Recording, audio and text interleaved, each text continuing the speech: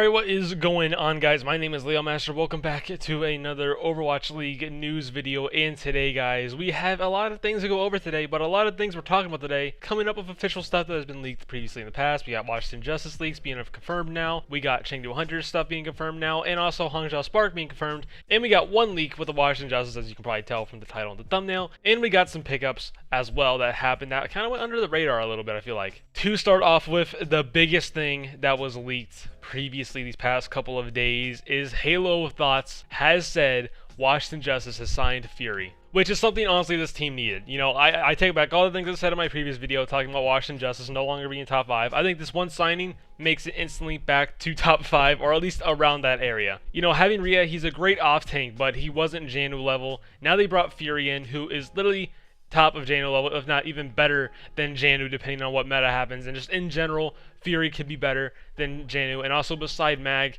it's going to be a nasty tank duo with also Decay and even Bebe. I still think Bebe is still an upgrade over Aim God, who I think is good. And we've had some good things hearing about Closer was like super dominant in scrims, one of the best main sports in scrims for the Justice. And they signed him too. So this team's still looking pretty solid, looking for that top 5 spot. Maybe a few additional signings still that they need, maybe a flex DPS. And that probably solidifies it. Maybe like Rascal or something could be insanely good for this team. But Fury coming on the Washington Justice, leaked by Halo of Thoughts, is going to be a massive move for this team. Game changing, like I said. You know, they already had Rhea, who wasn't Jano level. Jano was gone. It made it not top 5 anymore.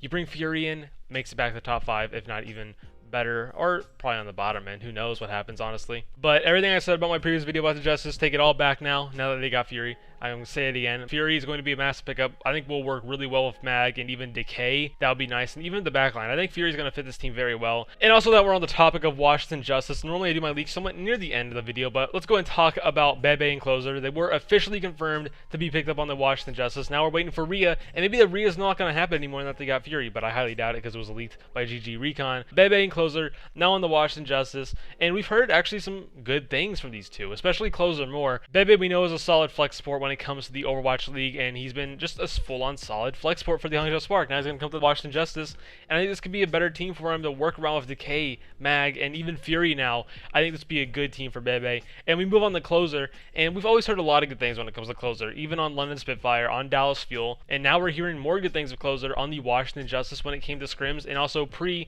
said a lot about Closer and how good he was and how he did such an insanely good job at scrims when it came to him just playing in certain metas, how he adapted well, and even just the thing Dallas Fuel players said a lot, and even coaches, that he has some of the best ult tracking when it comes to the Overwatch League, and maybe still is one of the best ult trackers in the game. So Washington Justice saying a lot of highly good things for Closer, and previously Dallas Fuel as well. So hopefully Closer will dominate on this team. It's also going to be full Korean, going to be a whole different environment for a while since London Spitfire. So now he's going to go back on a full Korean team on the Washington Justice. Going to probably be very different compared to Dallas Fuel, and this could be a good season for Closer. I hope it is. He's one of my favorite main sport players, and I think he will definitely dominate on this team after we've heard a lot of good things from Pre. He's going to work beside Bebe and just work with the fantastic tank line that is Mag and Fury, and even back with Decay, also from the Dallas Fuel. So there's a lot of good things here I think is going to fit with Closer into this new team. Now into a big pickup. I don't think a lot of Toronto Defiant fans are talking about. At least I haven't seen any Toronto Defiant fans talk about how big this pickup is Ansoonjae, I'm pretty sure I said that correct too, is going to the Toronto Defiance. I've seen a little bit of him play,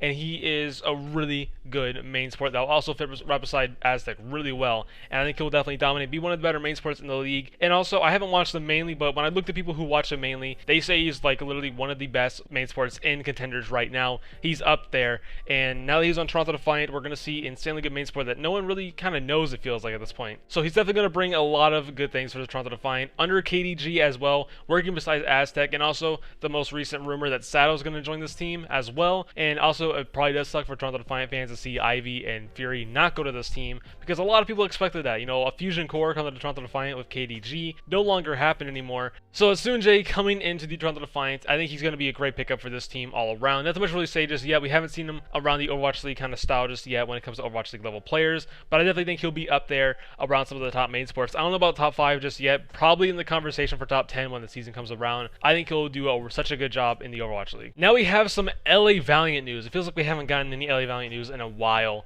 as it's been rumored for such a long time now, is LA Valiant has signed Adam from Australian Contenders. And I have not watched him a lot, but I do know he's actually a solid off-tank when it comes to Overwatch contenders, especially Australian contenders as well. Highly regarded as one of the best off tanks there. And all around when it comes to public opinion as well, he's going to do such a good job replacing McGravy as well, because McGravy is no longer in the Overwatch League. Adam comes into the LA Valiant. I think he's going to do such a good job, beside even Dreamer as well. And that's much really to talk about here when it comes to Adam. I definitely think he'll do a good job. He's going to fit well in this team. I definitely think he has the playstyle to adapt to any meta when it comes to Adam on the LA Valiant. And even under Packington, and we know Packington can find these unknown players and make them into something better than we know of. So Adam is still known, but a lot of people still don't really know him because it's Australian contenders. No one really watches Australian contenders is what I know or what I've seen. So Adam coming into the Overwatch League going to be fun to watch him play as a new off tank for this team, and I definitely think he's going to fit well. Now to the Seoul Dynasty, and this one's pretty interesting and it can lead on to so many conversations, is they have released Illicit, Michelle, Bjergsen, and Slime,